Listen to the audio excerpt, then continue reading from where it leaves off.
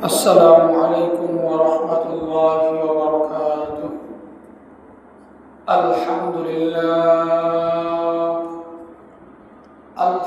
لله نحمده ونستعينه ونستغفره ونؤمن به ونتوكل عليه ونعوذ بالله من شرور أنفسنا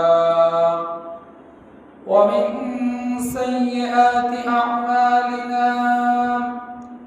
من يهده الله فلا مضل له ومن يضلل فلا هادي له، ونشهد أن لا إله إلا الله وحده لا شريك له، وأشهد أن محمدا عبده ورسوله.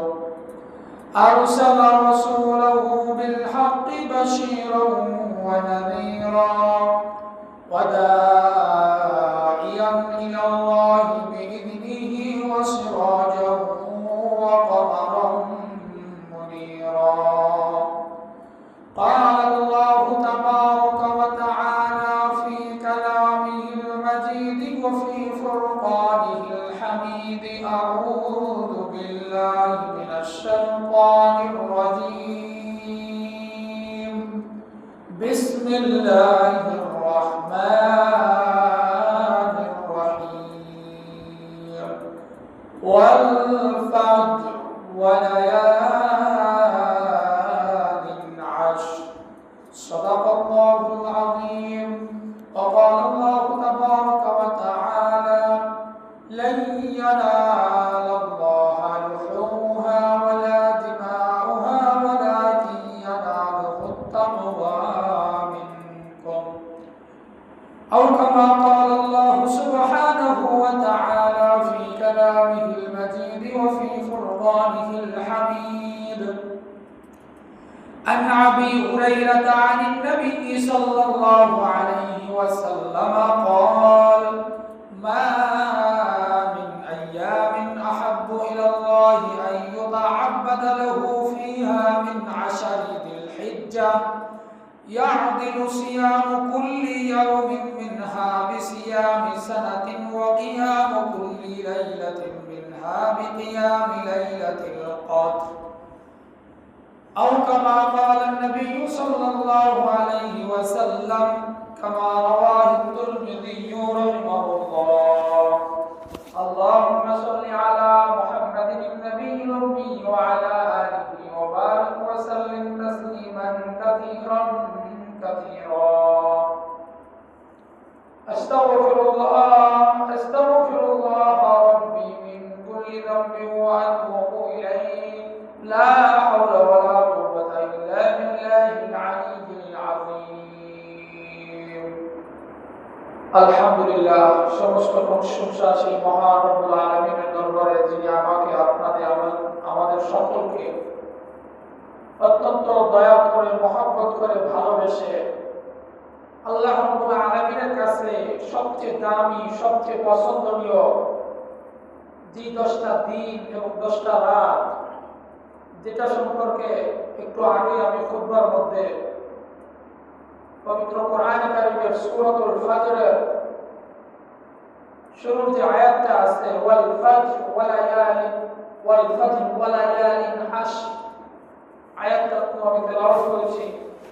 একইভাবে আল্লাহর নবী করিম সাল্লাল্লাহু আলাইহি ওয়াসাল্লাম একটি হাদিস বর্ণনা করেছেন, যেটা ইমাম তিরমিজি রাহমাতুল্লাহ আলাইহি তার কিতাবের মধ্যে, তিরমিজি শরীফের মধ্যে বর্ণনা করেছেন।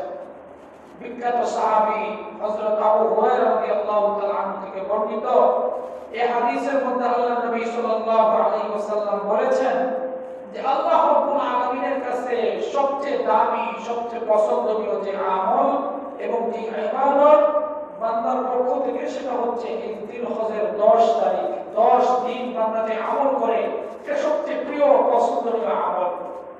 তো আল্লাহ রাব্বুল আলামিনের কাছে শুকরিয়া আদায় করছি যে এই পছন্দনীয় অত্যন্ত দামি আমলের মধ্যে থেকে আল্লাহ রাব্বুল আলামিন আমাকে আপনাকে এই জন্য সেই মহান রব্বুল আলামিনের দরবারে শুকরিয়া আদান করি আলহামদুলিল্লাহ। কেন আল্লাহর হাবিব সাল্লাল্লাহু আলাইহি ওয়াসাল্লাম ইরশাদ ফরমান, এই 10টা দিবসের মধ্যে প্রতিদিনের ইবাদত আল্লাহ রাব্বুল আলামিনের কাছে কেমন যেন প্রতি একদিনের ইবাদত এক বছর ইবাদত সমান নাকি। ঠিক একইভাবে প্রতি রাতের ইবাদত কেমন যেন লাইলাতুল কদরের রাতের ইবাদত হতো। সুবহানাল্লাহ। এই জন্য মুহতারাম মুআজ্জাজ হাজিরিন, প্রিয় উপস্থিতি, দিনদার ভাইরা, আল্লাহ রাব্বুল আলামিন আমাকে আপনাকে আমাদের সবাইকে তৌফিক দান করেছেন এরকম গুরুত্বপূর্ণ 10টি দিবস এবং 10টি রাতের মধ্য থেকে একটা দিবস, যেই দিবসকে আমরা জুমার নামাজ আদায় করার জন্য জুমার দিন হিসেবে পেয়েছি। আবারও বলি আলহামদুলিল্লাহ। তো নবী আলাইহিস সালাতু ওয়াস সালামের এই হাদিসের ভাষ্য অনুযায়ী ইয়াকিলু সিয়ামু কুল্লি ইয়াউমিন মিনহা বিসিয়ামি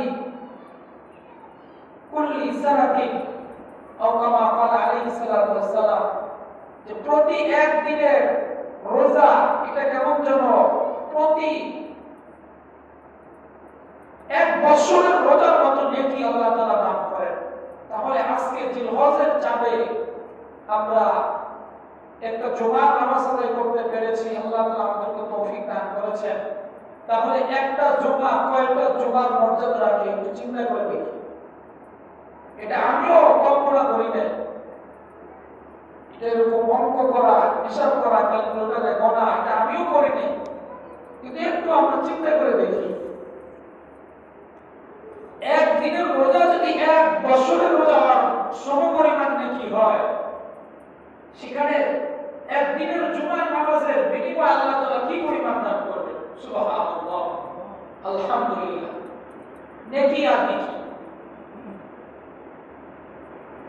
তো আল্লাহ রাব্বুল আলামিন আমাদেরকে আসার তৌফিক দান করেছেন, যদিও বৃষ্টি বাদলের দিন অনেক ভাই এখন এসে পৌঁছাতে পারেননি। আল্লাহ তাআলা আমাদেরকে দ্রুত মসজিদে আসার অবসর তৌফিক দান করেন। যেহেতু কুরবানি আমাদের অতি নিকটে, আজকে শুক্রবার, আগামী বৃহস্পতিবার আমাদের ইয়াউমুন নাহর, কোরআনের ভাষা, হাদিসের ভাষা ইয়াউমুল আযহা, জবাই করার দিন। জবাইয়ের দিন প্রভাতকালে সকালবেলা সূর্য উদিত হওয়ার পরে 2 রাকাত ওয়াজিব নামাজ ঈদুল আযহা আদায় করার পরে যেই সর্বোত্তম আমলটা, এটা সম্পর্কে হাদিসের মধ্যে আসছে। আল্লাহর হাবিব সাল্লাল্লাহু আলাইহি সাল্লাম বলেছেন, মা আমিলা বনু আদম মিন আমালি ইয়াউমিন নাহরি আহাব্বু ইলাল্লাহি মিন ইহরাকিদ দাম। রক্ত প্রবাহিত করা অর্থাৎ নহর করা, কুরবানি করার যে উত্তম কোন পছন্দনীয় কোন আমল আল্লাহ তাআলার কাছে কুরবানির দিন আর নাই। অর্থাৎ এই আমলটাকে আল্লাহ ভালোবাসেন, পছন্দ করেন। কেন? গত জুমায় এবং এর আগেও আমরা আলোচনা করেছিলাম, আল্লাহ তাআলা তৌফিক দান করেছিলেন যে কুরবানি এমন একটা গুরুত্বপূর্ণ আমল। কুরবানি শব্দটা আরবি কুরবান শব্দ থেকে বের হয়ে আসছে। যে কুরবান শব্দের অর্থ হচ্ছে নৈকট্য লাভ করা। কুরবানি করার মাধ্যমে বান্দা আল্লাহ রাব্বুল আলামিনের খুব কাছাকাছি চলে যেতে পারে, আল্লাহ তাআলার নৈকট্য অর্জন করতে পারে। আবার এই কুরবানির একটা অর্থ হচ্ছে উৎসর্গ করা, আত্মত্যাগ করা, নিজের ভিতরের যে আমিত্ব আছে, বড়ত্ব আছে, অহংকার আছে, গুনাহ আছে, এগুলোকে পরিহার করা, এগুলোকে দূর করে আল্লাহ তাআলার নৈকট্য অর্জন করা, নিজের দিলের পশুত্বকে মূলত কুরবানি করা। যে কুরবানি করেছিলেন হযরত ইব্রাহিম আলাইহিস সালাতু ওয়াস সালাম, এই জন্য এই কুরবানিকে ইব্রাহিমী সুন্নাহ বলা হয়। এরপর উলামায়ে কেরাম কেউ এটাকে ওয়াজিব বলেছেন, কেউ সুন্নাতে মুআক্কাদা বলেছেন, কেউ বলেছেন শুধু সুন্নাহ। এটা একটা ফিকহি মতপার্থক্য, একটা ফিকহি ইখতিলাফ, মতপার্থক্যের বিষয়, ভিন্ন মতের বিষয়। প্রত্যেকের নিয়ত অনুযায়ী সওয়াব পেয়ে যাবেন প্রত্যেক মুস্তাহিদ ফকিহ, এর মধ্যে কোনো সন্দেহ নেই। কিন্তু আল্লাহ সুবহানাহু ওয়া তাআলা যে বলেছেন ফাসাল্লি লিরাব্বিকা ওয়ানহার, আপনি আপনার রবের নামে নামাজ পড়ুন এবং নহর করুন, কুরবানি করুন। আমল, আর এটা একটা কায়দা আছে, মন উসুল যে আল আমরু লিল ওয়াজুব, আমর আদেশ যেটা করা হয় এটা হচ্ছে ওয়াজিব, আবশ্যক, করতেই হবে, করতেই হবে। তো এইখান থেকে বুঝে আসে নবী আলাইহিস সালাতু ওয়াস সালাম নিজে যেরকম কুরবানি করার জন্য আদিষ্ট হয়েছে, আল্লাহ তাআলার পক্ষ থেকে আদেশ করা হয়েছে, এবং একাধিক বর্ণনার মধ্যে আছে নবী করিম সাল্লাল্লাহু আলাইহি সাল্লাম তিনি নিজে কুরবানি করেছেন। সর্বশেষ বিদায় হজের 10ম হিজরির দিকে নবী আলাইহিস সালাতু ওয়াস সালাম নিজ হাতে 63টা উট কুরবানি করেছেন, এবং বাকি 43টা তার প্রিয় সাহাবী, তার প্রিয় আদরের দুলাল হযরত ফাতেমা রাদিয়াল্লাহু তাআলা আনহার জামাই স্বামী হযরত আলী রাদিয়াল্লাহু তাআলা আনহু নিজ হাতে জবাই করেছেন। এইখান থেকেও বুঝে আসে কুরবানির গুরুত্ব, যে নবী করিম সাল্লাল্লাহু আলাইহি ওয়াসাল্লাম শুধু নিজে বলেন নাই, নিজে আমলে বাস্তবায়িত করে আমাদের সামনে বাস্তব নমুনা দৃষ্টান্ত পেশ করছেন, একটা উদাহরণ রাখছেন এই আমলটা এভাবে করতে হয়। তো সুতরাং মুআজ্জাজ হাজিরিন, আল্লাহ রাব্বুল আলামিন হযরত ইব্রাহিম আলাইহিস সালামকে এই কুরবানির মাধ্যমে পরীক্ষা করেছিলেন। বিগত জুমায় আলোচনা করেছিলাম যে আপন সন্তানকে যখন কুরবানি করার আদেশ ছিল, তিনি কুরবানি করার জন্য জমিনের মধ্যে ছেলেকে যখন এরকম চিৎ করে সরিয়ে দিয়েছিলেন, তখন আল্লাহ রাব্বুল আলামিনের পক্ষ থেকে কোরআনের ভাষায় ফালাম্মা ওয়াতাল্লাহু লিল জামিন, আর যখন তারা উভয়ে এরকম আত্মসমর্পণ করলো, ফালাম্মা আসলামা ওয়াতাল্লাহু লিল জামিন, এবং হযরত ইসমাঈল আলাইহিস সালামকে যখন এরকম কাঁধ করে পার্শ্ব করে সরিয়ে দেওয়া হলো, তখন আল্লাহ সুবহানাহু ওয়া তাআলার পক্ষ থেকে ওয়ানাদাইনাহু বিযিবহিন আযীম, আল্লাহ রাব্বুল আলামিন আয়াত নাযিল করলেন, ঘোষণা করে সেই আসমান থেকে দুম্বার ব্যবস্থা করলেন, এবং ওইটা কুরবানি হয়ে গেল। তো এইখান থেকে শিক্ষা হলো যে কুরবানি আল্লাহ রাব্বুল আলামিন তার প্রিয় বান্দাদের মাধ্যমে এই কুরবানি করিয়েছেন। ইব্রাহিম খলিলুল্লাহ, আল্লাহর প্রিয় বন্ধু ছিলেন, তাকে এই কুরবানির মাধ্যমে পরীক্ষা করছে। এরপরে আমাদের জন্য কুরবানিকে আল্লাহ রাব্বুল আলামিন এতটাই বিধিবদ্ধ করেছেন এবং এতটাই সুন্দর, সুশৃঙ্খল, এবং এটার একটা সুন্দর সিস্টেম আমাদের সামনে পেশ করেছেন, যেটা আগের যুগে, পূর্ব যুগে ছিল না।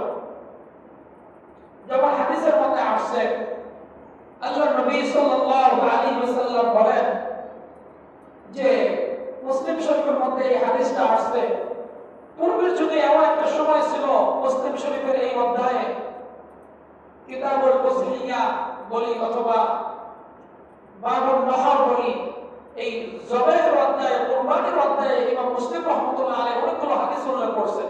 অনেকগুলো হাদিস উল্লেখ করার পরে মোটামুটি 5000 নাম্বার এবং এর আগের দুইটা হাদিস, এই হাদিসগুলোর মধ্যে নবী করিম সাল্লাল্লাহু আলাইহি ওয়াসাল্লাম বলেন, আন জাবির রাদিয়াল্লাহু তাআলা আনহু ক্বাল, জাবির ইবনে আব্দুল্লাহ রাদিয়াল্লাহু তাআলা আনহু তিনি বলেন যে নবী করিম সাল্লাল্লাহু আলাইহি ওয়াসাল্লামের যুগে আমরা কি করতাম, কুননা লা নুমসিকু লুহুমাল আদাহি ফাওকা সালাসি, যে আমরা 3 দিনের বেশি কুরবানির যে গোশত ছিল, এই গোশতগুলোকে নিজেদের কাছে আমরা এরকম নিজেদের নিয়ন্ত্রণে রাখতাম না, নিজেদের কাছে আটকায় রাখতাম না, অর্থাৎ 3 দিনের মধ্যে সবগুলো খেয়ে সাবার করে নিতাম আমরা।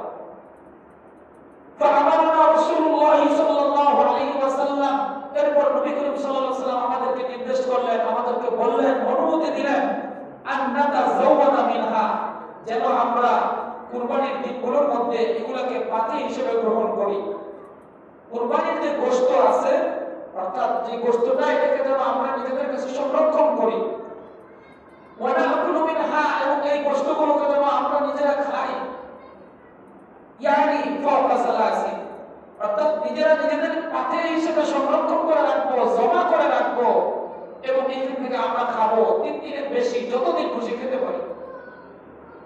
তাহলে এখান থেকে বোঝা আসে, জাবের ইবনে আব্দুল্লাহ রাদিয়াল্লাহু তাআলা আনহু থেকে রওয়ায়াত, ঠিক আরো একটা বর্ণনার মধ্যে এই জাবের ইবনে রাদিয়াল্লাহু তাআলা আনহু এর আগের বর্ণনার মধ্যে মুসলিম রাহমাতুল্লাহ আলাইহি বর্ণনা করেছেন, নাহা আকলি লুহুমিন, যে লুহুমিন দহায়া, নবী করিম সাল্লাল্লাহু আলাইহি ওয়াসাল্লাম আমাদেরকে কুরবানিকৃত পশুর গোশত খেতে নিষেধ করেছেন, বাদা সালাসিন, 3 দিনের পর। এই হাদিসটা আরো স্পষ্ট যে 3 দিনের পরে নবী করিম সাল্লাল্লাহু আলাইহি ওয়াসাল্লাম কুরবানির গোশত খেতে নিষেধ করেছেন। এরপর নবী আলাইহিস সালাম বলেন, সাহাবী বলেন, ক্বালা বাদু, এরপর তিনি বলেন, কুলু, তোমরা খাও, ওয়া তাযাওয়াদু, এটাকে পাতে হিসেবে নিজেদের কাছে সংরক্ষণ করো। আগের যুগে একটা সময় ছিল, এখন দেশ গ্রামে আছে, মানুষ গোশত শুকা দেয়, আপনারা দেখছেন কিনা? গোশত কি করে? হলুদ দিয়ে বা বিভিন্ন সিস্টেম করে এটাকে রশির মধ্যে অথবা কাঠির মধ্যে এরকম গেছে, এটা রোদের মধ্যে শুকায় মানুষ, এটা দীর্ঘদিন সংরক্ষণ করা যায়। এখন তো আমরা অত্যাধুনিক যুগে চলে আসছি, ফ্রিজ রেফ্রিজারেটরের যুগে আসছে, যেটা ফ্রিজের মধ্যে রেখে খাওয়া যায়। এরকম ঘটনা গত বছর মনে বলছিলাম, কিছু লোক আমাকে বলছে যে গত বছরের কুরবানির গোশত হুজুর এই বছর ফ্রিজের মধ্যে পাইছে। যে লোক বলছে মানুষের বাড়িতে কাজ করে, কথা বুঝতেছেন, কাউকে কটাক্ষ করার জন্য বলে এই হাদিসটা জায়েজ বৈধ, কিন্তু মানবিক দৃষ্টিকোণ থেকে আপনার আকল কি বলে, দিমাগ কি বলে, আমি উদরপূর্তি করে খাবো আর আমার প্রতিবেশী অনাহারে থাকবে, এটা কি ইসলামের শিক্ষা হতে পারে? হতে পারে না। এই জন্য নবী আলাইহিস সালাম বলেছেন, তুমি যখন তরকারি রান্না করো ঝোলটা একটু বেশি করে দাও, তোমার প্রতিবেশীকে একটু ঝোল হলেও দাও। এটাই ইসলামের শিক্ষা। এটা আরেকটা পরীক্ষা। আল্লাহ তাআলা যে বলছেন, মন চায় খাও, মন চায় কথা যাওয়াতু ওয়া তাখিরু, আই ইজতামাউ, তোমাদের কাছে সংরক্ষণ করো, জমা করো। নবী আলাইহিস সালাম হাদিস, জাবের রাদিয়াল্লাহু তাআলা হাদিসটা বর্ণনা করেছেন, ইমাম মুসলিম রাহমাতুল্লাহ আলাইহি হাদিস বর্ণনা করেছেন। এবং এর আগে যেটা বললাম ৫,০০০ নম্বর হাদিস মুসলিম শরীফের, যে আমরা জমা করে রাখতাম, আমরা কি করে রাখতাম? জমা করে রাখতাম, কিন্তু 3 দিনের এর মধ্যে আমাদের নিজেদের কাছে রাখতাম, খেয়ে ফেলতাম। কিন্তু এরপর নবী করিম সাল্লাল্লাহু আলাইহি ওয়াসাল্লাম যখন বলছেন যে তোমরা কি করো, এখন 3 দিনের বেশি তোমরা কি করতে পারো, খেতে পারো, জমা রাখতে পারো এবং চাইলে কাউকে দিতে পারো। তো নবী আলাইহিস সালাম বললেন, কুলু, তোমরা খাও, ওয়া তাযাওয়াদু, এটাকে পাতে হিসেবে নিজেদের কাছে সংরক্ষণ করে রাখতে পারো, ওয়া তাখিরু, এবং এটাকে জমা করে রাখতে পারো। তাহলে বোঝা গেল কুরবানির গোশত খাওয়া যাবে, নিজে খাওয়া যাবে, জমা করে রাখা যাবে, এবং আরেকটা কি বললাম, পাতে হিসেবে এটাকে সংরক্ষণ করা যাবে। ওই কথা একটাই, তোমরা খাও এবং এটাকে কি করো, পাতে হিসেবে গ্রহণ করো। কোথাও সফরে যাওয়ার প্রয়োজন, খাবার হিসেবে নিয়ে যাওয়া যায়, জায়েজ আছে, কোনো সমস্যা নাই। কিন্তু মানবিক দৃষ্টিকোণ থেকে এটাও একটা পরীক্ষা, এটাও একটা কি পরীক্ষা। কেন পরীক্ষা? এটা আল্লাহ রাব্বুল আলামিন বলে দিয়েছেন সূরাতুল হজের মধ্যে, লা ইয়ানালাল্লাহু লুহুমুহা ওয়ালা দিমাউহা ওয়ালাকিন ইয়ানালুহুত তাকওয়া মিনকুম। এখানে আল্লাহ রাব্বুল আলামিন বলেন, লা ইয়ানালাল্লাহ, কিছুতেই পৌঁছে না আল্লাহ তাআলার কাছে, পৌঁছবে না। লা ইয়ানালাল্লাহ লুহুমুহা, অর্থাৎ নহরকৃত, কুরবানিকৃত পশুর, জন্তুর গোশত, এগুলো কোনো কিছুই আল্লাহ তাআলার কাছে পৌঁছে না, পৌঁছবে না। ওয়ালা দিমাউহা, এগুলো রক্ত, ওয়ালাকিন ইয়ানালুহুত তাকওয়া মিনকুম, কিন্তু আল্লাহ সুবহানাহু ওয়া তাআলার কাছে যেটা পৌঁছে সেটা হচ্ছে তোমাদের দিলের, অন্তরের খোদাভীতি, তোমাদের মধ্যে কি পরিমাণ তাকওয়া আছে, আল্লাহর ভয় আছে, এটা আল্লাহর কাছে পৌঁছে। অর্থাৎ এটা একটা পরীক্ষা, এটা একটা কি পরীক্ষা, যে আমি উদরপূর্তি করে নিজে খাইলাম, কাউকে দিলাম না, নিকট আত্মীয় স্বজন প্রতিবেশী, এটা কেমন হলো? এটাও একটা কুরবানি, এটাও একটা পরীক্ষা, এটাও একটা কি পরীক্ষা। আল্লাহ তাআলা আমাদের সকলকে এই পরীক্ষা উত্তীর্ণ হওয়ার তৌফিক দান করেন। বিশেষ করে নিজের উপর অন্যকে প্রাধান্য দেওয়া, সব ক্ষেত্রেই প্রাধান্য দেওয়া। আজকে আমরা নিজের উপর অন্যকে প্রাধান্য দেই না, নিজেরটা চিন্তা করি বেশি এবং অপরেরটা খুব কম চিন্তা করি, যে কারণে দেখা যায় নিজেরাও ভোগ করতে পারি না এবং অন্য মানুষও ভোগ করতে পারে। কথা বুঝতেছেন? তো আল্লাহ তাআলা আমাদেরকে কথাগুলো বোঝার তৌফিক দান করেন। এই কথা কেন বললাম? আল্লাহ কোরআন থেকে বুঝে আসে, কুরবানিতে তো জন্তু, পশু, রক্ত, মাংস, গোশত, এগুলো কোনো কিছু আল্লাহ তাআলার কাছে পৌঁছে না। ঠিক একই ভাবে আল্লাহ সুবহানাহু ওয়া তাআলা আরেক জায়গায় বলেছেন, কালামে মাজিদের মধ্যে, কোরআনে কারীমের মধ্যে, সূরা আনআমের মধ্যে, সূরা আনআমের ৬২ নম্বর আয়াতের মধ্যে, ইন্না সলাতি ওয়া নুসুকি ওয়া মাহইয়ায়া ওয়া ومماتي لله رب العالمين إن صلاتي নিশ্চয় আমার সালাত আমার নামাজ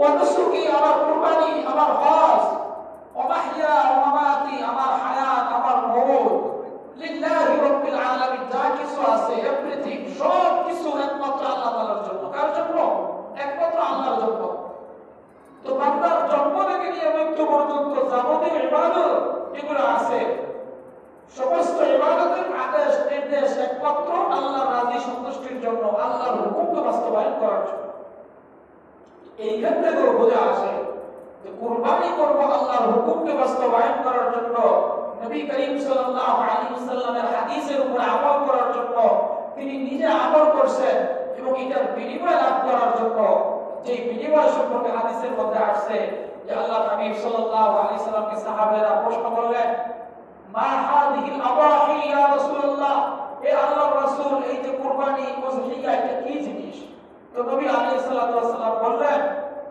সুন্নাতু আবিকুম ইব্রাহিম তোমাদের পিতা ইব্রাহিম আলাইহিস সালামের সুন্নাত তখন সাহাবায়ে আবার প্রশ্ন করলেন মা লানা ইয়া রাসূলুল্লাহ হে আল্লাহর রাসূল আমরা যদি কুরবানি করি আমাদের জন্য কি বিনিময় হবে তখন নবী করিম সাল্লাল্লাহু আলাইহি সাল্লাম বললেন বিকুল্লি শাওয়াতিন হাসানা প্রত্যেকটা চুলের বিনিময়ে প্রত্যেকটা পশমের বিনিময়ে সেই আল্লাহ সুবহানাহু ওয়া তাআলা তোমাদেরকে একটি করে নেকি দান করবে তো সাহাবীরা আবার প্রশ্ন করলেন ইয়া রাসূলুল্লাহ এই যে চুল বা পশম যেগুলো আছে এগুলো কি তখন নবী করিম সাল্লাল্লাহু আলাইহি ওয়াসাল্লাম আবার বললেন যে বিসুফি হাসানা প্রত্যেকটা পশমের চুলের বিনিময়ে আল্লাহ তাআলা নেকি দান করবে তাহলে আল্লাহ তাআলা বলতেছেন ফাসাল্লি লিরাব্বিকা ওয়ানহার আমার জন্য কুরবানি করো আবার আল্লাহ তাআলা বলতেছেন এর বিনিময়ে আমি দিব কথা বুঝতেছেন না এর বিনিময় কে দিবেন প্রত্যেকটা নবী আলাইহিস সালাম বলেছেন যে এটার প্রত্যেকটা বিনিময় আল্লাহ তাআলা দান করবেন প্রত্যেকটা পশমের প্রত্যেকটা চুলের আবার আল্লাহ বলে দিয়েছেন এটা মনে করো সুযোগ নাই যে তোমাদের কুরবানিকৃত গোশত রক্ত মাংসগুলো আমার কাছে আসবে আল্লাহ তাআলা কোনো কিছু খায় খাবার গ্রহণ করে হ্যাঁ খাবার গ্রহণ করে না লা তাখুযুহু সিনাতুন ওয়ালা নাওম যে তিনি তন্দ্রা ওঠেন না ঘুমানো না ঠিক একই ভাবে তার কোনো সন্তান নাই স্ত্রী নাই পুত্র নাই তিনি খাবার গ্রহণ করেন না এগুলো মানবীয় গুণাবলী যেগুলো এগুলো থেকে আল্লাহ তাআলা মুক্ত তো যাই হোক তো আল্লাহ তাআলার কাছে এগুলো পৌঁছে না বরং পৌঁছে আমাদের খোদাবীতি আমরা কতটুকু আল্লাহকে ভয় করি আল্লাহর ভয় আমাদের মধ্যে কতটুকু আছে এটা আল্লাহ তাআলা পছন্দ করেন তো মুহতারাম মুআজ্জাজ হাজিরিন এরপর এই যে কুরবানি এই কুরবানিটা কার উপর আবশ্যক কার উপর ওয়াজিব এটা মাসআলা অনুযায়ী 52 তোলা যে রূপা বলা হয় এবং 7.5 ভরি এরকম স্বর্ণ এইটার যে বাজার আছে দুইটার কোনো একটা অথবা কিছু কিছু আছে যেটাকে একত্রিত করার পরে দেখা যায় নিসাব পরিমাণ হয়ে যায় যেটা আগেও আমি বলেছিলাম 170 কেউ মানে কমায় বলছে 150 30 1 লক্ষ 50 1 লক্ষ 30 তো 1 লক্ষ 50 বা 70,000 টাকা যার কাছে থাকবে বিশেষ করে 10 11 এবং 12 10 11 এবং 12 ওই ব্যক্তির উপরে কুরবানি করা ওয়াজিব ওই ব্যক্তির উপরে কুরবানি করা কি ওয়াজিব নবী আলাইহিস সালাতু ওয়াস সালাম বলেছেন হাদিসের মধ্যে ইয়া আইয়ুহান নাস আলা কুল্লি আহলি বাইতিন ফি কুল্লি আমিন মাদহাতুন যে হে লোক সকল তোমাদের উপরে আলা কুল্লি আহলি বাইতিন প্রত্যেকটা পরিবারের উপরে আবশ্যক হচ্ছে প্রতি বছর সে একটা কুরবানি করবে এইখান থেকে মাসআলা বের হয়ে আসছে ফুকায়ে কেরাম বলেছেন এই হাদিস থেকে যে প্রত্যেকটা পরিবার বলতে মনে করেন একান্নবর্তী পরিবার আমাদের সমাজে আছে যৌথ ফ্যামিলি যেটা হ্যাঁ একসাথে 2-3 জন ভাই তারপরে বোন সবাই মিলে একসাথে থাকে বা ভাইরা 5 ভাই 4 ভাই একসাথে মিলে থাকে বাবাও জীবিত আছে তো এটা একান্নবর্তী পরিবার একান্নভুক্ত কি একটা পরিবার যৌথ পরিবার এই পরিবারের ক্ষেত্রে যদি বাবা যদি একটা কুরবানি করে ফেলেন তাহলে কুরবানি সব পরিবারের সবার পক্ষ থেকে আদায় হয়ে যাবে কথা বুঝতেছেন কিন্তু যেহেতু নবী আলাইহিস সালাতু ওয়াস সালাম স্বতন্ত্রভাবে কুরবানি করেছেন এবং কুরবানির আরো ফজিলত বর্ণনা করেছেন এইজন্য ফুকায়ে কেরাম বলেছেন প্রত্যেক ব্যক্তির উপরে সে যদি নিসাব পরিমাণ মালের মালিক হয়, আরো সহজ করে বললে 1,50,70,000 টাকা যার কাছে থাকে, 10, 11, 12 জিলহজ, 10, 11, 12 জিলহজ অর্থাৎ দিন হিসেবে এই বছরের জন্য বৃহস্পতি, শুক্র এবং শনিবার, বৃহস্পতি, শুক্র এবং শনিবার, কারণ বৃহস্পতিবার 10 জিলহজ, শুক্রবার 11 জিলহজ এবং শনিবার কি 12 জিলহজ। এই 3 দিনের মধ্যে যদি কারো কাছে 1,50,000 থেকে 70,000 টাকা নগদ থাকে, ক্যাশ যে কোনো মাধ্যমে চলে আসছে, তার উপর কুরবানি করা ওয়াজিব, তার উপর কুরবানি করা কি ওয়াজিব। আর যদি এরকম হয় বাবা অর্থ সম্পদের মালিক, ছেলেরাও আলাদা 2-3 অনেক টাকা পয়সার মালিক, তাহলে তাদের উপর আলাদা কুরবানি করা ওয়াজিব, তাদের উপর আলাদা কুরবানি করাটা কি ওয়াজিব। আর যদি অনেকে বলেছেন শুধু পরিবারের পক্ষ থেকে দেওয়া হয়, তাহলে এটাও আদায় হয়ে যাবে। এই জন্য দিনের ব্যাপার, মনের ব্যাপার, যদিও আগের যুগের মতো ছিল কুরবানি করার পরে এই জন্তু বা শস্য যেটা দিয়ে কুরবানি করা হতো, এটা আসমান থেকে এরকম আল্লাহ তাআলার পক্ষ থেকে প্রেরিত আগুন এটাকে জ্বালিয়ে দিত, তাহলে কেমন ছিল। কিন্তু আল্লাহ তাআলা আমাদের জন্য এটাকে খাওয়াকে বৈধ করেছেন। যেটা একটু আগেও আমি বললাম, ফাকুলু ওয়াত্তাখিরু ওয়াতাযাওয়াদু, তোমরা এটাকে পাতে হিসেবে গ্রহণ করো এবং এটাকে জমা করে রাখো, নিজেদের কাছে রাখো, খাও, সবগুলোই তোমাদের জন্য বৈধ, সবগুলোই তোমাদের জন্য কি বৈধ। তো আল্লাহ তাআলা খাওয়ারও বৈধতা দান করছেন, কিন্তু নিয়তটা হতে হবে আল্লাহর জন্য। কার জন্য? কুরবানি করব আল্লাহর জন্য, আমি আমার পক্ষ থেকে, আমার নামে না, আমার নামে না, অমুকের নামে, ভাইয়ের নামে, মৃত বাবার নামে, বাবার নামে, এর ভাইয়ের নামে, এরকম না, বরং মায়ের পক্ষ থেকে আল্লাহর নামে, বুঝতেছেন, আমার পক্ষ থেকে আল্লাহর নামে। আমরা অনেক সময় জবাইয়ের সময় কাগজে লিখে দিই, এটা যদিও জরুরি না, কিন্তু তারপর মনে রাখার জন্য বা এই কিছু দোয়া করতে হয়, এটা দেওয়া ভালো। মনে থাকলো যে এই কয়জনের নামে, হ্যাঁ, আল্লাহুম্মা তাকাব্বাল মিনহু বা মিন ফুলান মিন ফুলান, এভাবে দোয়ার মতো বলে দেওয়া, যিনি কুরবানি করবেন তিনি, যদি নাও বলেন তাও কুরবানি হয়ে যাবে, কিন্তু এটা বলা জরুরি না। তো বিষয়টা হলো কি, যে আমার পক্ষ থেকে আল্লাহর নামে, আমার পক্ষ থেকে আল্লাহর নামে, আমার ভাইয়ের পক্ষ থেকে, আমার মৃত বাবার পক্ষ থেকে আল্লাহর নামে। কথা বুঝে আসছে তো ভাই? আল্লাহ তাআলা আমাদেরকে বোঝার তৌফিক দান করেন। এরপর নবী আলাইহিস সালাতু ওয়াস সালাম বললেন, এই হাদিসটা মুস্তাদরাকে হাকিমের মধ্যে আছে, দারাকুতনির মধ্যে আছে, সুনানে ইবনে মাজাহর মধ্যে আছে, মুসনাদ আহমদের মধ্যে আছে, 4টা কিতাবের নাম বললাম। নবী আলাইহিস সালাতু ওয়াস সালাম বলেন, মান ওয়াজাদা সাআতান লিআন ইউযহিয়া ফালাম ইউযহি ফালা ইয়াহবুর মুসাল্লানা, আও কামা ক্বাল আলাইহিস সালাতু ওয়াস সালাম, যে যেই ব্যক্তির সাধ্য আছে, সামর্থ্য আছে কুরবানি করা, অথচ সে কুরবানি করলো না, ফালাম ইউযহি, কোন বর্ণনায় আসছে ওয়ালাম ইউযহি ফালা ইয়াকরুবান্না ফালা ইয়াহজুরান্না মুসাল্লানা, সে যেন আমাদের ঈদগাহে না আসে। এই হাদিস থেকে বোঝা আসছে প্রত্যেক ব্যক্তির জন্য আলাদা আলাদা। একটু আগে যে বলে আসছি, আপনি পরিবারের কর্তা, বাবা, আপনার 3 জন ছেলে, দেখা যায় 2 জনই কি কুরবানি করার মতো সামর্থ্য রাখে, আপনি দিলে তো আদায় হয়ে গেল। কিন্তু এই যে 4টা কিতাবের নাম আমি বললাম, মুসনাদে আহমদ, মুস্তাদরাকে হাকিম, সুনান ইবনে মাজাহ এবং দারাকুতনি, এই 4টা কিতাবের মধ্যে হাদিসটা আছে, মান ওয়াজাদা সাআতান, যে ব্যক্তির সাধ্য আছে, সামর্থ্য আছে, কি লিআন ইউযহিয়া, সে কুরবানি করতে পারে, ফালাম ইউযহি, কোন বর্ণনায় আসছে ওয়ালাম ইউযহি, অথচ সে কুরবানি করলো না, ফালা ইয়াহজুর মুসাল্লানা, সে যেন আমাদের ঈদগাহে না আসে। কত বড় ধমকের কথা! এই জন্য এখান থেকে বোঝা আসে প্রত্যেক ব্যক্তির জন্য কুরবানি করা কি ওয়াজিব, এবং এটা তারাই করবে যারা নিজেদের বাড়িতে আছে। কোটি টাকার মালিক, কথার কথা এখন হজের মৌসুম, হজ করতে চলে গেছে, কিন্তু হাতে টাকা নেই, থাকতেও পারে, যেটা আছে তার প্রয়োজনে শেষ হয়ে যাবে, তার উপর ওয়াজিব না। অথবা আপনি ইমার্জেন্সি কোনো কাজে, ফ্যাক্টরিতে চাকরি করেন বা যেখানে চাকরি করেন, মালিক আপনাকে ইমার্জেন্সি অর্ডার দিয়ে পাঠাইছে অমুক জায়গায় যেতে হবে, তাও কবে? ঈদের দিন। কবে? ঈদের দিন। এখন আগে রওনা হয়ে যেতে হবে, 2 দিন 3 দিন, 1 সপ্তাহ থাকা লাগবে। হ্যাঁ, এটার জন্য আপনাকে কিছু বিনিময় দিবে, পারিশ্রমিক দিবে, শুধু শুধু না। তো এখন আপনার উপর কুরবানি ওয়াজিব না। কথাগুলো বুঝতেছেন? এই জন্য স্বাধীন হওয়া জরুরি। আমরা তো সবাই স্বাধীন, আলহামদুলিল্লাহ। মুকিম হওয়া জরুরি, বালেগ হওয়া জরুরি।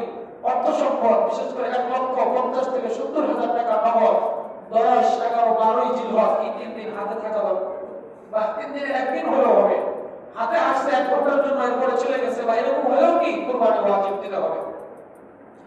এরপর নবী আলাইহিস সালাম বললেন যে এই যে কুরবানি পশু যেটা করা, এটার মধ্যে আমরা চাইলে গরুর মধ্যে, মহিষের মধ্যে, উটের মধ্যে সর্বোচ্চ 7টা অংশ নিতে পারবো। কয়টা? 7 জন ব্যক্তি একত্রিত হয়ে কুরবানি করতে পারবো। কয়জন? 7 জন। আমাদের সমাজে কিছু এরকম কি বলবো, যারা ভুলভাল কোরআন হাদিসের ব্যাখ্যা করে, তারা বলে যে এক গরুতে এক মহিষের 7 নাম দেওয়া বা 7টা শরীক করা এটা জায়েজ নেই। এটা একেবারে ভুল কথা। এটা কি ভুল কথা? আপনার একা সামর্থ্য নাই, 5 জনে মিলে, 3 জনে মিলে, 7 জনে মিলে কুরবানি করেন, কোনো সমস্যা নাই। 2 জনে মিলেও একটা আস্ত গরু কুরবানি করতে পারেন, কোনো সমস্যা নেই, কোনো কি নাই, সমস্যা নাই। কিন্তু 7 জনই হইতে হবে এটা জরুরি না। এবং প্রত্যেক ব্যক্তির জন্য একটা অংশ হওয়া জরুরি। প্রত্যেক ব্যক্তির জন্য পূর্ব একটা অংশ হওয়া জরুরি। মনে করেন 7 জনে দিলেন, 7 জনের একটা করে অংশ হবে। এমন না যে 3 জনে মিলে 20,000 টাকা দিলাম, কুরবানি দিয়ে দিলাম, এরকম না। প্রয়োজনে আপনি একজনকে মালিক বানাই দিবেন যে আমি তো কুরবানি দিতে পারবো না, তোমার অর্থ কেমন কি আছে, ধরো কুরবানির জন্য তুমি খরচ করে, তোমাকে গিফট করলাম, হাদিয়া দিলাম, তুমি কুরবানি করো। তুমি কি করো? কুরবানি করো। অথবা 3 ছেলে 2 ছেলে মিলে বাবাকে টাকা দিয়ে মালিক বানাই দিয়েছেন যে আপনি কুরবানি করেন, হয়ে যাবে। কিন্তু আমার উপরে যদি ওয়াজিব হয়, এই ওয়াজিবটা তলব করা যাবে না। এই জন্য আবেগে বশবর্তী হয়ে এই জাতীয় কাজ না করা। নিজে কি করা, আমার উপর ওয়াজিব, আমারটা আমি দিই, আমারটা আমি দিয়ে দিই। এরকম হতেও পারে বাবার কাছে আর্থিক সম্পত্তি নাই, নগদ টাকা হাতে মজুদ নাই, তিনি দিতে পারবেন না, তার উপর ওয়াজিব না, দেওয়ার দরকার নাই। এটা আমি করতে পারি। তিনি দুনিয়া ছেড়ে চলে গেছেন বা সারা জীবন কুরবানি করছেন, এই বছর করতে পারবেন না কোনো কারণে, ঠিক আছে আমি করলাম না, দিয়ে দিলাম, আপনি করেন, এটা হলো ভিন্ন বিষয়। তো কি বললাম, একটা গরুতে সর্বোচ্চ 7 জন অংশ নিতে পারবে। সর্বোচ্চ কয়জন? 7 জন। এর মধ্যে 5 জন হতে পারে, 6 জন হতে পারে, 3 জন হতে পারে, 2 জন হতে পারে, মধ্যবর্তী যে কোনো সংখ্যা, কোনো সমস্যা নেই। কিন্তু পরিপূর্ণ অংশ হইতে হবে। 2 জন মিলে এক অংশ, এরকম করলে হবে না। আবার স্বামীর পক্ষ থেকে স্ত্রী যদি করে দেয় কুরবানি হবে, স্বামীরটা তো সে যদি আলাদা করে না করে, যদি অনুমতি দিয়ে দেয় হয়ে গেল। সে যদি আলাদা না করে, তেমন মানুষ স্ত্রী করে দিছে, ঠিক হবে, এটা তো হলো না, তার কুরবানি তো হলো না। আবার স্ত্রী যদি মালদার হয়, অর্থ সম্পদের মালিক থাকে, যাকে মোটা অঙ্কের এরকম কাবিন বা মোহর দেওয়া হয়েছে, নগদ টাকা হাতে আছে, তার উপর কুরবানি করা উচিত, তার উপর কুরবানি করা কি ওয়াজিব। তো এরপরে আরেকটা বিষয় যেটা আসে, অনেকে কুরবানির সাথে আকিকা দিতে চায়, এটাও জায়েজ, এটাও কি জায়েজ আছে, কোনো সমস্যা নাই। ফতোয়া স্বামী সহ এবং আরব বিশ্বের বড় বড় শায়েখরাও এটার পক্ষে ফতোয়া দিয়েছেন, মন্তব্য করছেন যে এই ক্ষেত্রে মূল বিষয় যেটা, এটা হলো কুরবানিও আল্লাহর সন্তুষ্টির জন্য হয়, আকিকাও আল্লাহর সন্তুষ্টির জন্য হয়। হুকুম তো একই, হুকুম তো কি একই, বিধান তো একই। তো একজন ব্যক্তি চাইলে একটা গরুর মধ্যে ছেলে সন্তানের জন্য 2টা অংশ নিয়ে, ছেলে সন্তানের জন্য অংশ 2টাই দিতে হয়, 2টা নেওয়া জরুরি, আর মেয়ে সন্তান হলে অংশ একটা। তো এইভাবে যদি সে কুরবানি করে, গরুর মধ্যে, মহিষের মধ্যে, উটের মধ্যে, কোনো সমস্যা নাই, কুরবানি হয়ে যাবে। এক শ্রেণীর লোক আছে যারা নিজেদেরকে আলামা পরিচয় দেয়, এরা বলে যে জায়েজ নাই, অথচ এটা কি জায়েজ আছে। আপনি চাইলে কুরবানির সাথে আকিকাও দিতে পারেন, কোনো সমস্যা নেই, কোনো কি নেই, কোনো সমস্যা নেই। তো এই ক্ষেত্রে পশুগুলা কেমন হওয়া দরকার? পশুগুলা নিখুঁত হওয়াটা জরুরি। নিখুঁত হওয়াটা কি জরুরি। এবং একটু একটু স্পট যদি থাকে, হালকা একটু কান কাটা, একটু ঘোরা, ওগুলা ক্ষমার যোগ্য। কিন্তু আরো যদি বিষয়টাকে আমরা গভীরভাবে লক্ষ্য করি, আল্লাহ তাআলা বলেন লান তানালুল বিররা হাত্তা তুনফিকু মিম্মা তুহিব্বুন, যে তোমরা যতক্ষণ পর্যন্ত না তোমাদের প্রিয় বস্তুকে আল্লাহর জন্য তোমরা এরকম ব্যয় করো, খরচ করো, ততক্ষণ পর্যন্ত এটা কি হবে না, কবুল হবে না। লান তানালুল বিররা, ওটা কল্যাণকর হবে না, কল্যাণকর হিসেবে বিবেচিত হবে না যতক্ষণ না তোমাদের পছন্দনীয়, তোমাদের পছন্দের বস্তুকে খরচ করা হয়, ব্যয় করা হয়। একটা উদাহরণ খেয়াল করেন, বাজারে গেছেন, একটা লাউ কিনবেন অথবা মাটির পাতিল কিনবেন অথবা যে কোনো কিছু, জামা কাপড়, পোশাক, দেখা গেল একটু স্পট আছে, একটু সিলাইটা উঠে গেছে, এক জায়গায় একটু ময়লা লাগছে, এইটা কি আপনারা নেবেন? এই কাপড় বলে দিন, পরিবর্তন করে দেন। তাহলে আমাদের রুচিটা যদি এরকম হয়, যে সামান্য একটু সমস্যা, এটা কারণে আমরা নিতে চাই না, টাকাও কম, বলছে যে সমস্যা নাই, আপনি নেন কম রাখবো, 100 টাকা কম দেন, এত টাকা আমার কিনাই আছে, এর থেকে কমে দেন। কিন্তু আমরা কি করি না, আই না, কারণ আমাদের আকল বিবেক কি বলে যে না, এটা ভালো হতে হবে, জিনিসটা কি হতে হবে, শাক সবজিটা লাউটা ভালো হতে হবে, পোশাকটা সুন্দর হতে হবে, নিখুঁত হতে হবে, এটা পছন্দসই হতে হবে। তাহলে যেই যেই গরুটাকে, যেই ছাগলটাকে আমি ক্রয় করবো টাকার বিনিময়ে, অর্থের বিনিময়ে, সেটা নিখুঁত হওয়ার দরকার আছে কি নাই? অবশ্যই দরকার আছে। এই বিষয়গুলো আমরা খেয়াল রাখি, এই বিষয়গুলো আমরা কি করি, খেয়াল রাখি। এরপরে ছাগলের ক্ষেত্রে পূর্ণ 1 বছর হওয়া, যদি 1 বছর নাও হয়, কিন্তু 1 বছর বয়সের একটা ছাগলের বাচ্চার সামনে যদি একটা ছাগলকে ভেড়াকে রাখা হয়, মনে হয় যে 1 বছর বয়স, তাহলে এটা ধরো কোরবানি করা কি আছে, জায়েজ আছে, দুরুস্ত আছে, কোনো সমস্যা নেই। ঠিক একইভাবে গরু এবং মহিষ এগুলোর ক্ষেত্রে পরিপূর্ণ 2 বছর হওয়া, ওদের ক্ষেত্রে 5 বছর হওয়া জরুরি, যাতে করে কি না হয়, অর্থাৎ কি বলে, কম বয়সের কারণে বা পরিপক্কতার যে বিষয় থাকে, মাসালাগত যে বিষয় থাকে, এরকম কোনো সমস্যা না হয়। হ্যাঁ, বছর 2-3 মাস কম আছে, কিন্তু 2 বছর মেয়াদি গরুর মধ্যে ছেড়ে দিলে দেখা যায় যে কি এটা বোঝা যায় না, এরকম যদি হয় তাহলে এটাও জায়েজ আছে, এটাও কি আছে, জায়েজ আছে। এরপর আসে যে নবী করিম সাল্লাল্লাহু আলাইহি ওয়াসাল্লাম, এই যে জিলহজের মাস শুরু হয়ে গেছে, এর মধ্যে উত্তম কিছু আমল আছে, যেমন বিশেষ একটা আমল হচ্ছে নবী আলাইহিস সালাম হাদিসের মধ্যে বলেন, সিয়ামু ইয়াউমি আরাফা আহতাসিবু আলাল্লাহ আন ইউকাফিরা সানাতা আল্লাতী ক্বাবলাহু ওয়া বা'দাহু। 9 তারিখ একটা রোজা রাখা, কয় তারিখ? 9 তারিখ। তো আমাদের দেশের চাঁদের হিসাবে 9 তারিখটা হবে বুধবার, কি বার? বুধবার। মঙ্গলবার দিন যে রাত, দিবাগত রাতে আমরা সেহরি খেয়ে রোজা রাখবো। সেহরি খেয়ে কি করব? রোজা রাখবো। নবী আলাইহিস সালাম বলেন, এই আরাফাত দিনের 9 জিলহজের রোজা রাখাটা, এই আরাফাত দিবসের রোজা রাখাটা আল্লাহ তাআলার কাছে এত দামি, পছন্দনীয় যে নবী আলাইহিস সালাম বলেন, আহতাসিবু আলাল্লাহ, আমি আল্লাহ তাআলার প্রতি আশা রাখি, আশাবাদী যে আইয়ুকাফিরা সানাতাল্লাতী ক্বাবলাহু ওয়া বা'দাহু, বিগত 1 বছরের এবং সামনের 1 বছরের গুনাহ কাফারা আল্লাহ তাআলা এই রোজার বিনিময়ে দান করেন। তাহলে এই রোজাটা রাখা জরুরি কিনা বলেন? অবশ্যই জরুরি। আমরা সকলে এই রোজাটা রাখবো, আল্লাহ তাআলা আমাদের সকলকে আমল করার তৌফিক দান করেন। এরপরে নবী আলাইহিস সালাম বিশেষ করে যেটা কথা বললাম, 9 জিলহজের রোজার কথা, এই সম্পর্কে হাদিসের মধ্যে অনেক গুরুত্ব আসছে। ইয়াউমে আরাফা, কেন এই আরাফার দিনটা আল্লাহ তাআলার কাছে অত্যন্ত দামি, পছন্দনীয়, এই দিনের আমলটা আল্লাহর কাছে অত্যন্ত পছন্দনীয়, এই দিবসের অন্যান্য তাৎপর্য এবং ফজিলত রয়েছে। এবং এই যে 10 দিন, শুরুতে আমি বলে আসছিলাম, তারা আসেন নাই, তারা শুনেন নাই, আরো একবার আমরা খেয়াল করি। বিখ্যাত সাহাবী হযরত আবু হুরায়রা রাদিয়াল্লাহু তাআলা থেকে বর্ণিত হাদিসটা, এই হাদিসের মধ্যে আবু হুরায়রা রাদিয়াল্লাহু তাআলা বলেন, ইমাম তিরমিজি রাহমাতুল্লাহ আলাইহি হাদিসটা বর্ণনা করেছেন যে আল্লাহ রাব্বুল আলামিনের কাছে মা মিন আইয়ামিন আহাব্বু ইলাল্লাহ আন ইউতাআব্বাদা লাহু ফিহা মিন আশরি যিল হিজ্জা, জিলহজের প্রথম 10 দিনের মধ্যে বান্দা যে আমলগুলো করে, এর থেকে উত্তম কোনো আমল আল্লাহ তাআলার কাছে নাই। কথা বুঝতেছেন? 10 দিন যে আমল করে, এর থেকে উত্তম কোনো আমল নাই। নবী আলাইহিস সালাম বলেন, প্রতিদিনের রোজা প্রতি 1 বছর সমান। কথা বুঝেন নাই? প্রতি 1 দিনের রোজা প্রতি 1 বছর রোজা রাখার সমান। এবং প্রতি রাতের ইবাদত, প্রতি রাতে কেমন যেন লাইলাতুল কদর ইবাদতের সমপরিমাণ সমান। সুবহানাল্লাহ, সুবহানাল্লাহ ওয়া বিহামদিহি। এর থেকেও আরেক বর্ণনার মধ্যে আসছে, সাহাবায়ে কেরাম প্রশ্ন করলেন রাসূল করিম সাল্লাল্লাহু আলাইহি ওয়াসাল্লামকে, যে হাদিসের মধ্যে নবী আলাইহিস সালাম বলেছেন, এই হাদিসের এই অংশটুকু, এর সাথে সাহাবায়ে কেরাম প্রশ্ন করলেন, ক্বালু ওয়ালাল জিহাদু ফি সাবিলিল্লাহ, হে আল্লাহর রাসূল, আল্লাহর রাস্তায় জিহাদ করা কি উত্তম আমল না? জিহাদ এত বড় উত্তম আমল, কোন মুজাহিদ যদি আল্লাহর রাস্তায় মারা যায়, সে শহীদ মর্যাদা লাভ করে, তার জীবনের সমস্ত গুনাহ আল্লাহ মাফ করে দেন। তো সাহাবায়ে কেরাম প্রশ্ন করলেন, হে আল্লাহর রাসূল, আল্লাহর রাস্তায় যদি কেউ জিহাদ করে, এই জিহাদ করা কি উত্তম না?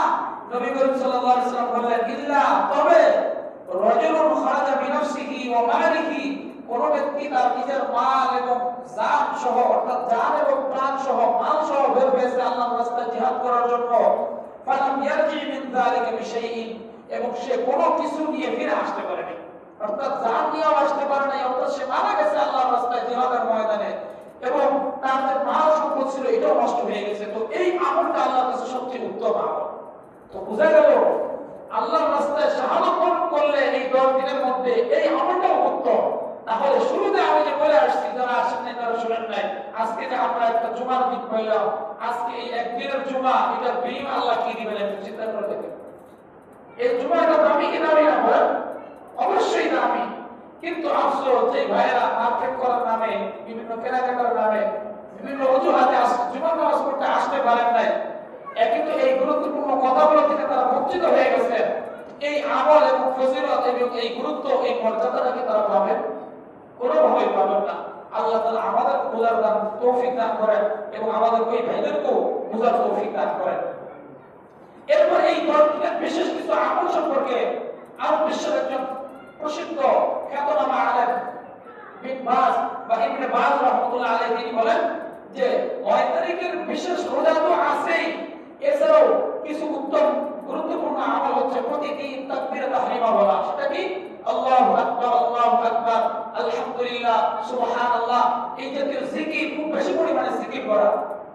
আল্লাহ তাআলা হাম সানা অর্থাৎ আলহামদুলিল্লাহ, সুবহানাল্লাহ, লা ইলাহা ইল্লাল্লাহ খুব বেশি পরিমাণে জিকির করা। তারপর as-সাদাকাতু সাদকা করা। এই যে আমাদের মসজিদের নির্মাণ কাজটা এখনো বাকি রয়ে গেছে, এখন যদি সদকা করি এই আমলটা অনেক বেশি উত্তম, আল্লাহর কাছে অনেক বেশি পছন্দনীয়। আমাকে কিন্তু কেউ বলে নাই স্পেশালি কালেকশন করার জন্য।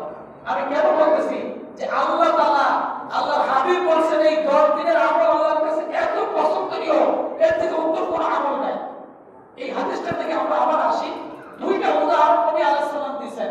প্রতিদিন যদি আমি রোজা রাখি, একটা রোজার বিনিময়ে প্রতি 1 বছর, প্রতি রাতে যদি ইবাদত করি, প্রতি রাতের ইবাদত হচ্ছে কি লাইলাতুল কদর ইবাদত সমপরিমাণ। তাহলে যদি আমি 5 টাকা 10 টাকা দান করি, এটার বিনিময়ে কি হবে চিন্তা করে দেখেন। সুবহানাল্লাহ, আলহামদুলিল্লাহ, লা ইলাহা ইল্লাল্লাহ জিকির করি, এটার বিনিময়ে কি হবে চিন্তা করে দেখেন। কোরআন তেলাওয়াত করি, কতটুকু হবে? অর্থাৎ এই আমলগুলো আল্লাহ তাআলার কাছে খুব বেশি পছন্দনীয়। তো বলতেছিলাম সদকা করা, দান করা।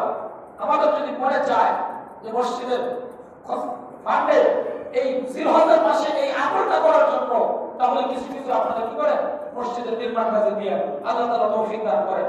ওয়াল ইনফাকু খরচ করা, তারপরে কিরাআতুল কুরআনিল কারীম, প্রত্যেকই কোরআনে কারীমের তেলাওয়াত করা এবং খুব বেশি পরিমাণে আল্লাহ তাআলার জিকির করা। তারপরে সিরাতুর রাহমি ওয়া বিররুল ওয়ালিদাইন, আত্মীয়তার সম্পর্ক রাখা। আজকে আমাদের সমাজের অবস্থা এত ভয়াবহ হয়েছে, সন্তানের সাথে পিতামাতার সম্পর্ক যেরকম খারাপ, এরকম খুব বাজে অবস্থা। আত্মীয়দের সাথে আমাদের কোনো সম্পর্কই নেই, আত্মীয়দের সাথে আমাদের কোনো সম্পর্কই নাই। এই যে মোবাইলের যুগে, মুঠোফোনের যুগে, ফোনে একটু ফোন করলে হ্যালো বলে খোঁজ খবর নেওয়া যায়। সেই পৃথিবীর যে কোনো প্রান্তে থাক, জীবিত মানুষের সাথে খোঁজ খবর নেওয়া যায়। কিন্তু আমাদের অবস্থা কি? ভাই ভাইয়ের সাথে সম্পর্ক নাই, বোনের সাথে সম্পর্ক নাই, মায়ের সাথে সম্পর্ক নাই।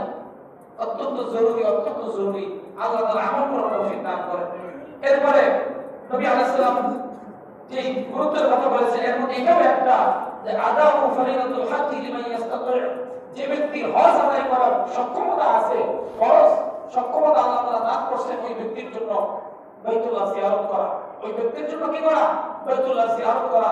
তো আল্লাহ তাআলা গুরুত্বপূর্ণ যে আমলগুলোর কথা বললাম, এই আমলগুলো আমাদের সকলকে করার তৌফিক দান করেন। এরপরে ঈদের দিনে কিছু আমল থেকে যায়। গত ঈদুল ফিতরের সময় পূর্বে বলা হয়েছিল যথাসম্ভব গোসল করে সকাল সকাল আসা, উত্তম পোশাক পরিধান করে, সুগন্ধ লাগিয়ে অর্থাৎ আতর ব্যবহার করে, একটা ভালো পোশাক পরে, উত্তম বা নতুন যেটা হয় ভালো পোশাক হয়ে হয়। তারপরে এক রাস্তা দিয়ে আসা, আরেক রাস্তায় যাওয়া, কিন্তু ঈদ আমাদের সামনে আছে। এই আমলগুলো আমরা করার চেষ্টা করি, এই আমলগুলো আমরা কি করি? করার চেষ্টা করি, তো অবহেলা না করি। তারপরে তাকবীর তাশরিক বলতে বলতে যাওয়া আসা, আল্লাহু আকবার, আল্লাহু আকবার, লা ইলাহা ইল্লাল্লাহ, আল্লাহু আকবার, আল্লাহু আকবার, লিল্লাহিল হামদ খুব বেশি পরিমাণে বলতে বলতে যাওয়া, বলতে বলতে কি করা? এক রাস্তায় যাওয়া, আরেক রাস্তায় আসা। এবং আরো একটা সর্বশেষ গুরুত্বপূর্ণ আমল, সেটা হচ্ছে 9 তারিখ 9 জিলহজ অর্থাৎ বুধবার দিন, যেদিন আমরা রোজা রাখবো, ইয়াউমা আরাফার দিবস, আরাফার দিন, আরাফা দিবস বলে যেটাকে, 9 তারিখ বাদাল ফজর থেকে নিয়ে 9, 10, 11, 12, 13 তারিখ, 13 তারিখ বাদাল আসর পর্যন্ত বড়টাই শক্ত, বড় 23 ওয়াক্ত ফরজ নামাজ সালাম ফেরানোর পরে এই তাকবীরে তাশরিক আল্লাহু আকবার লা ইলাহা ইল্লাল্লাহ আল্লাহু আকবার লিল্লাহিল হামদ, এটাকে জোরে একবার পড়া পুরুষদের জন্য যারা জামাতে নামাজ পড়বো কিংবা ঘরে পড়বো যেখানেই পড়ি, আর মহিলারা বাসায় আস্তে পড়বেন নিচু আওয়াজে। তো এই আমলগুলো করা যাবে তো ইনশাআল্লাহ। আল্লাহ তাআলা আমাদের সকলকে করার তৌফিক দান করেন। এরপর সর্বশেষ কথা, কুরবানি এটা আল্লাহর হুকুম, এর মাধ্যমে পশু জবাই করা হবে, পশুর সংকট তৈরি হবে, এগুলো হচ্ছে ভুল ভুয়া কথা, ভ্রান্ত কথা। আগেও আমি বলেছিলাম একটা কুকুর একটা বিড়াল 3টা 4টা 5টা এরকম বাচ্চা দেয়, ছানা দেয়, কিন্তু দেখা যায় এরকম 5টা কুকুর যদি 3টা করে ছানা দেয় 15টা হবে। তো এরকম কুকুর বিড়ালের কারণে সমাজে ঘরে চলাফেরা করা মুশকিল ছিল, কিন্তু কুকুর বিড়ালের পরিমাণ সংখ্যাটা কি খুব বেশি? খুব বেশি না, এগুলো মানুষ সবাই করে খায় না। কিন্তু যারা বলে পশু হত্যা এটা কি বর্বরতম কাজ, এটা মানবিক কাজ হতে পারে না। এরা কি পরিমাণ গাধা এবং মূর্খ অশিক্ষিত হয়ে এটা বলতে পারে, যেখানে একটা কুকুর 3টা 4টা এরকম ছানা দেয়, কুকুর একটা এরকম মহিলা কুকুর সে কি করে কুকুরের ছানা প্রসব করে। তো কুকুরের কারণে তো মানুষ রাস্তাঘাটে চলাফেরা করাটাই মুশকিল ছিল, কিন্তু মুশকিল হয়েছে কখনো হয়নি। মাঝে মাঝে 1-2টা পাগল হয়ে যায়, মানুষকে কামড়ায়, এটা ভিন্ন বিষয়। কিন্তু বুঝা গেল হালালের মধ্যে বরকত আছে, হারামের মধ্যে বরকত নাই। একটা গরু গাই গরু গাভী কয়টা বাচ্চা দেয়? সর্বোচ্চ দিলে 2টা। তাহলে এগুলো আসে কোথা থেকে? বুঝা গেল বরকত আছে। আমি আগেও বলছিলাম, আমার মনে হয়ে গেছে এই গ্রামে আমরা হয়তো হাতের 5 থেকে 10 জন গরু পালি, এরকম হতে পারে কিনা, আরো কম হতে পারে, কিন্তু কুরবানি তো করবো আল্লাহ আল্লাহ চাহে তো মাশাআল্লাহ 15 জন 20 জন। তো বাকিগুলো আসবে কোথা থেকে? সব জায়গার অবস্থা এরকম। এই জন্য অনেকে আমাদেরকে বুঝাবে, বলবে এই পশু হত্যা করা যাবে না, এটা বড় বড় কাজ। তো আল্লাহ তাআলা আমাদেরকে এই জাতীয় ধোঁকা থেকে বেঁচে থাকার তৌফিক দান করেন এবং কুরবানি একমাত্র খালেস আল্লাহর জন্য করার তৌফিক দান করেন। ওমা আলাইনা ইল্লাল বালাগ, যারা ফরজ জুমা সুন্নাত করে নেই সুন্নাত করে নেই।